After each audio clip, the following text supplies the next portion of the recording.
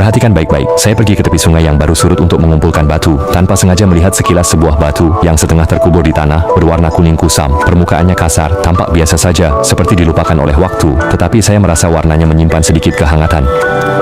Kehangatan itu seperti seberkas sinar matahari di musim gugur. Saya membawanya pulang ke rumah, perlahan-lahan memotongnya, dan saya tertegun.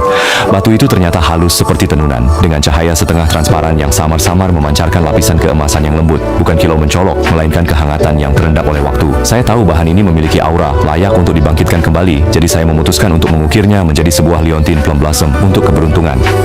Ini bukan karya biasa, ini adalah permintaan dari seorang anak kecil yang lahir setelah tahun 2005. Dia mengatakan ini adalah hadiah ulang tahun untuk neneknya. Dia dibesarkan oleh neneknya sejak kecil, kondisi keluarga biasa saja. Neneknya seumur hidup tidak pernah rela membeli perhiasan untuk dirinya sendiri. Setelah dia diterima di universitas, beasiswa pertamanya dia simpan hingga sekarang, ingin memberikan sesuatu kepada neneknya yang bisa dipakai seumur hidup. Dia berkata bahwa neneknya telah bekerja keras seumur hidup. Saya berharap dia bisa membawa kebahagiaan dan kedamaian seumur hidup. Pada saat itu, hati saya terasa hangat dan diam-diam saya berkata pada diri sendiri, karya ini harus diukir dengan indah, harus dengan hati. Sebelum mengukir, saya terlebih dahulu menggunakan alat untuk membentuk garis besar lingkaran. Meskipun bahan ini tidak besar, tetapi strukturnya padat dan memiliki kesan tembus pandang yang sangat baik. Saya memutuskan untuk mempertahankan tekstur alami batu gioknya, membentuknya menjadi bentuk ping ankau, yang berarti segala sesuatunya berjalan lancar dan damai sepanjang tahun. Posisi bagian tengah saya menggunakan pisau halus untuk menembus, berulang kali memperbaiki model, harus stabil dan juga penuh serta lancar. Itu adalah seni meninggalkan ruang kosong agar cahaya bisa menembus. Seperti dalam hidup, kekhawatiran yang sulit dilepaskan, berputar-putar akhirnya akan kembali ke hati. Selanjutnya adalah fokus pada mengukir bunga plum. Bunga plum sulit diukir, terutama bagian warna emas yang menonjol. Jika salah arah, kelopak akan terlihat kaku. Saya menggunakan kaca pembesar untuk mengamati bahan, mengikuti distribusi warna untuk menggambar. Bagian yang pekat dijadikan putih, bagian yang lembut menjadi kelopak, bertumpuk-tumpuk, menciptakan keindahan yang berlapis. Harus membuat bunga plum memiliki kekuatan melawan salju, namun tidak kehilangan kelembutannya. Saya mengukir dengan hati-hati. Tangan saya begitu stabil hingga hampir tidak berani bernapas. Kelopak bunga terbuka satu persatu, tidak boleh tampak aneh, juga tidak boleh seragam. Bagian tengah bunga saya ukir menjadi relief dangkal, membiarkan cahaya menembus dari putik bunga dengan kilau halus, seperti secercah api di musim dingin, tenang dan teguh. Ketika bunga plum pertama terbentuk, saya tiba-tiba teringat sebuah puisi. Di sudut dinding, cabang pohon plum mekar sendiri di tengah dinginnya hutan. Pada saat itu saya mengerti bahwa cincin keberuntungan ini bukan hanya hiasan, tetapi sangat mirip dengan gambaran hidup nenek, tangguh dan diam namun hangat. Saya ingin mengukir beberapa cabang yang membentang di antara bunga, agar seluruh karya ini memiliki keseimbangan antara gerak dan diam, berputar lembut di bawah cahaya.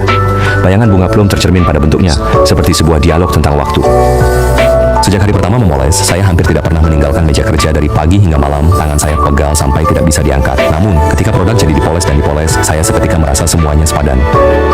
Seluruh bahan ini saya poles hingga halus seperti giok. Warna emasnya yang cantik seperti sinar matahari yang perlahan menyebar di atas dasar putih. Kelopak bunga plum berlapis-lapis, seolah-olah bisa mencium aroma lembut di antara permainan cahaya dan bayangan. Saya menamakannya Aus Suehan Mei, yang berarti teguh pada hati nurani, damai seumur hidup.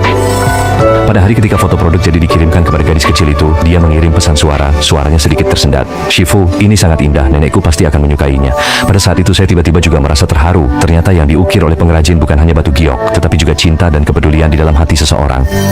Mungkin kamu hanya akan berhenti sebentar beberapa detik saat melihat video ini, tapi aku berharap kamu bisa melihatnya lebih lama. Ini adalah kerajinan tangan kita sendiri dari Tiongkok, tanpa logo, tanpa kemasan, hanya mengandalkan ketulusan hati dan tangan yang bekerja dengan perlahan.